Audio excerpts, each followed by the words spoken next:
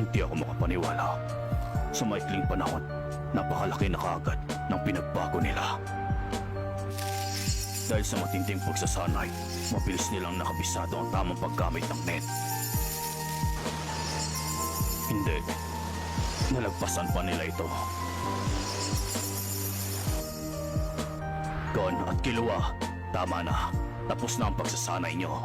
Marami pa tayong kailangan gawin, kaya tapos na ang panahon ng pagsasanay. Ganon, medyo natutuwa pa naman sana ako sa pagsasanay namin dalawa. Pakiramdam ko tuloy ay napakabilis ng panahon ng pagsasanay namin ni Kon. Napakasarap sa pakiramdam. Tulad mo, ganon din ang naramdaman ko kay Lua. Masyado lang siguro tayong nalibang sa pagsasanay, kaya hindi natin masyado napansin ang panahon. Tama hindi ba? Sa bagay, tama ka dun. Di ko tuloy na malaya na may gagawin pa tayong misyon. Kumain muna tayo at magpahinga.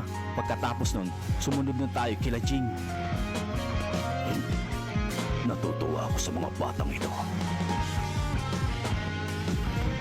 Wala na dapat kaming alalahanin pa. Kayang-kaya na nilang makipagsabayan sa mas malalakas na mga halimaw dito. Jing, mga kasama, maghintay lang kayo at susunod na kami riyan.